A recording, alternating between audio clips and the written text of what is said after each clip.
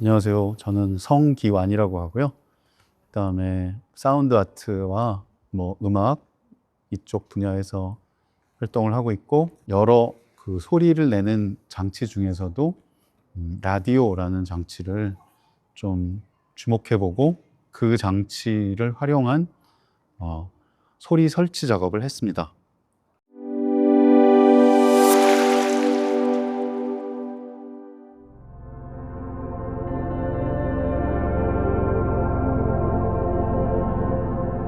컴퓨터를 통해서 이제 제가 가상 라디오 방송국 하나를 만들었어요. 그래서 그 가상 라디오 방송국에서 5.18과 관련된 여러 수집된 음원들, 그 다음에 제가 가상적으로 또 이렇게 녹음해 놓은 것들, 그리고 제가 프로듀스한 음악들, 이런 것들이 이제 그 컴퓨터를 통해서 이렇게 재생되게 되고요. 그 알고리즘은 마치 라디오 방송국에서 15를 울리고, 그 다음에 뉴스도 하고 음악도 이렇게 나가고 또 인터뷰도 하고 이러는 것처럼, 그런 어떤 형식들을 좀 랜덤하게 재생하는, 재현하는 그런 방식으로 알고리즘이 짜여져 있고요. 라디오를 구성하는 소리들을 크게 세 가지로 나눌 수 있을 것 같은데요. 하나는 사람의 음성이 있겠죠. 어떻게 보면 가장 중요하다고 할 수 있는데요. 뉴스라든지 아니면 인터뷰, 또 DJ가 하는 이런 여러 가지 이야기들, 또 출연자들과 같이 하는 대화들, 이런 그 사람의 음성이 가장 중요한 그 사운드의 요소라고 할 수 있고요. 그 다음에 또 라디오에 이제 각종 여러 음악들이 또 이제 등장하잖아요. 그래서 음악도 라디오의 중요한 구성 요소고, 그 다음에 좀 다큐적 요소, 여러 현장음들, 그리고 5.18이 말하자면 민주항쟁과 관련된 음성 기록물들, 이런 것들도 또 라디오에 말하자면 소리 요소라고 할 수 있을 것 같은데요. 그런 여러 층의 여러 레이어의 소리 요소들이 이제 어떤 그 무작위적인 알고리즘에 따라서 이렇게 겹치면서 등장하도록 되어 있고요. 그 다음에 그 작은 책상 위에는 이제 작은 라디오가 하나 놓여 있고 이어폰이 하나 있거든요. 그 이어폰에서는 어떤 소리들이 나오냐면, 그 작은 라디오가 수신한 소리인데요. 그거는 이제 5.18 기록관에 비치된 일기들 중에서 그 중에 일부를 발췌해서 AI 목소리, 그 다음에 저의 본인 목소리, 또 어린이의 AI 목소리, 이런 여러 합성된 목소리들을 활용을 해가지고 그 일기를 이렇게 낭독하는 그런 음원이고요. 일기뿐만 아니라 그 5.18 당시에 활동하시던 간호사분의 수기가 있어요. 그래서 병원에서 벌어지는 그 굉장히 정말 끔찍한 일들을 다 겪으신 간호사 선생님의 수기가 있는데, 그 수기에서도 또 내용을 발췌해서 직접 낭독을 해서 이제 음원을 만들었고요. 그 작은 라디오는 그렇게 일기라든가 수기, 이런 어떤 내밀하고 개인적인 그런 이야기를 담은 그런 내용을 이제 송출하게 되어 있고, 그거는 특별히 책상에 앉아서 좀 작은 소리로 1대1로 만나는 느낌으로 이렇게 이어폰으로 수신할 수 있도록 되어 있습니다.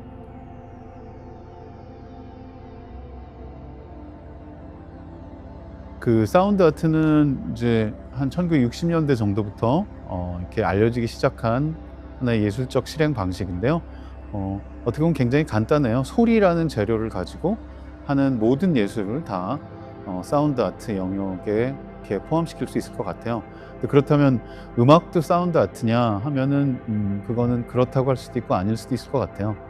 그냥 음악적인 그 장르에서 대중과 호흡하는 그런 음악도 있는 반면에, 또 어떤 실험적인 방식으로 음악을 활용해서 사운드 아트적으로 풀어내는 방법도 있거든요. 그래서 이제 소리를 중심으로 작업을 하고 있고요. 특히 이제 제가 많이 관심을 갖고 있는 거는, 소리라는 거가 전체적으로 어떤 공간에 퍼지는 방식, 이런 것들을 굉장히 주목하고 있어요. 어떤 시인이 이건 이제 음악에 관해서 한 얘기인데요. 음악은 공기의 시다 이런 말을 한 적이 있거든요. 그거를 이제 소리에도 전체적으로 적용시킬 수 있을 것 같은데요. 소리는 보이지 않지만 어떤 특정한 공간 전체를 채움으로써 그 전체의 분위기를 우리와 호흡할 수 있게 만들어주는 매체잖아요. 그래서 시각적인 매체는 이렇게 굉장히 초점을 맞춰야 되고 또 이렇게 집중해야 되고 또 어떤 대상을 바라볼 때는 다른 거는 바라보지 못하고 예를 들면 앞을 보고 있으면은 뒤는 보지 못하잖아요. 그게 이제 시각적인 매체는 그렇게 어떤 집중력이 있는 반면에 이 소리는 앞에서 울리는 소리를 뒤에서도 들을 수 있고 누가 뒤에서 나를 불러도 내가 이렇게 하면서 대답하면서 돌아볼 수 있다는 거는 뒤에서 소리가 나도 내가 인지할 수 있다는 소리잖아요. 그러니까 시각이 갖고 있는 어떤 그런 집중력, 그건 다른 말로 하면 또 좀 배제한다는 의미도 되거든요. 네. 시각적인 거는 어떤 대상을 내가 시각적으로 감각하기 위해서 나머지 부분은 좀 배제해야 되는 그런 특징이 있는데 청각적인 것은 그렇지 않고 언제나 음원과 그 공간 전체에 저는 그걸 터울림이라고 부르는데요. 터울림과 함께 우리한테 이렇게 다가오기 때문에 뭔가 그 정말 전체적인 느낌을 더 줄 수 있는 그런 매체가 아닌가 이렇게 생각이 되고 그런 방식으로 소리가 전체에 울려 퍼지는 현상과 그 느낌들을 좀 중요시하면서 작업하는 것 같아요.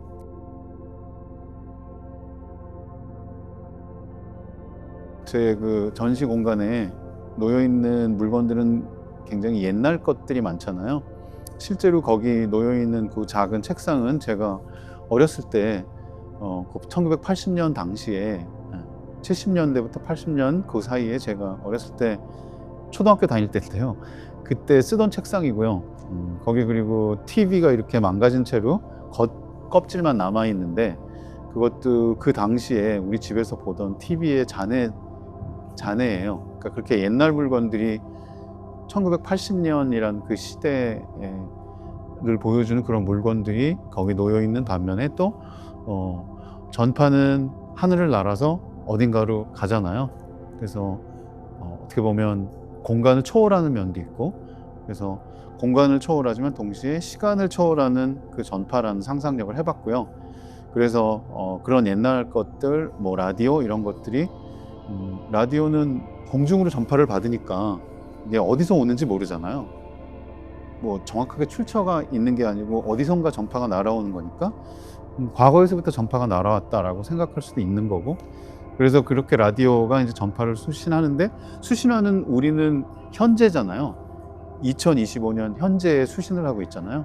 그러니까 현재성도 동시대성도 그 안에서 같이 담으면 좋겠다. 그러니까 뭐 옛날 레트로한 빈티지한 물건들에 대한 향수만을 자극하는 그런 방식의 전시가 아니라 그 안에 지금 현재형의 우리가 또 호흡하고 있다라는 것을 드러내기 위한 그 방법 중에 하나로 이제 그 듣는 분들이 직접 참여하는 그런 어떤 애청자 게시판 같은 걸 생각했고요. 또 실제로 라디오 같은 데서도 진짜 라디오에서도 뭐 예를 들면 샵 1053 한 통화에 100원입니다. 뭐 긴 댓글은 뭐 얼마입니다. 이렇게 해서 댓글을 문자 같은 걸로 보내잖아요. 그런 라디오의 실제 말하자면 방식 운영하는 그런 여러 가지 현실감 있는 그런 상황들을 또 좀 재현한 거기도 하고요. 그래서 실시간으로 이렇게 댓글을 적어주시면 그거를 컴퓨터 TTS 방식이라고 그러죠. 음성 변환 방식으로 직접 이렇게 라디오에서 여러분들이 들으실 수 있도록 디지털 기술이 또 결합돼서 텍스트를 음성으로 변환하는 현대 기술도 포함되어 있는 그런 작업이죠.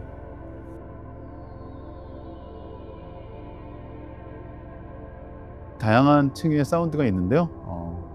그 중에는 또 제가 직접 라디오 DJ로 활동하고 있는 사람이라 정말 DJ인 척 혹은 DJ로서 라디오식으로 말하는 그런 어떤 대사의 느낌이 있잖아요. 그런 느낌을 살려서 직접 이렇게 제 음성으로 라디오 DJ 역할도 해봤고요. 그다음에 아까 말씀드렸지만 5.18 당시의 포고령이라든지 뭐 집에서 나오지 말라는 그런 경고 메시지라든지 이런 것들도 또 라디오로 다 많이 송출이 됐었거든요.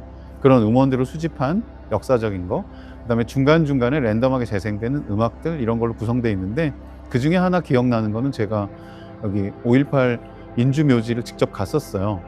갔더니 이제 거기 그 열사분들의 이렇게 묘소들이 있잖아요. 그래서 마치 현장의 리포터인 것처럼 제가 라디오에서 활용하는 좀 좋은 녹음기를 들고 그 비석이 놓여 있는 그 한 분 한 분과 가상의 인터뷰를 진행했어요.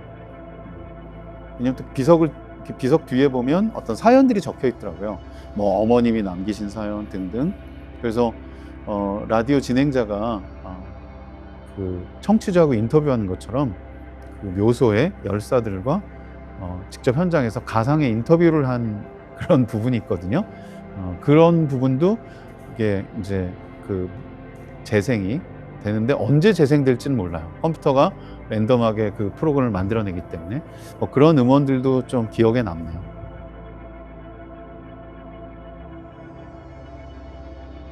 한두 번의 전시에 참여한 적도 있긴 한데, 네, 그거보다는 제가 이제 인디밴드 시절에, 지금도 하고 있지만 3호선 버터플라이라는 인디밴드의 리더거든요. 그래서 그 인디밴드를 하는 동안에 광주의 그 인디 클럽에 공연을 자주 왔던 기억이 나요. 지금도 있나 모르겠는데 네버마인드라는 클럽이 있었어요.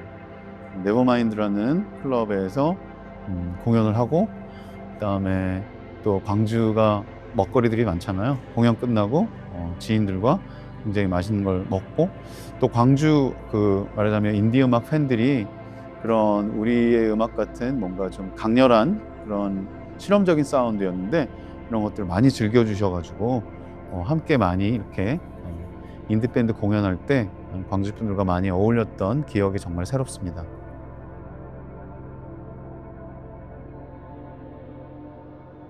그 지금도 3호선 버터플라이라는 밴드를 하고 있어서 그 밴드를 계속 이제 잘 이끌어 나갈 생각이고요.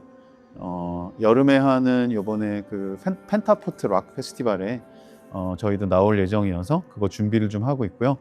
그 다음에 이제 사운드 아티스트로서 아까 말씀드린 소리의 그 공간성을 좀 더 깊이 생각해 보려고 하고요. 그랬을 때 이제 비가시적인 거, 보이지 않는 그런 매체로서의 소리가 사람들과 소통하고 호흡하는 것, 이것이 굉장히 매력적이고 앞으로도 그런 부분을 좀 많이 생각해 보려고 합니다.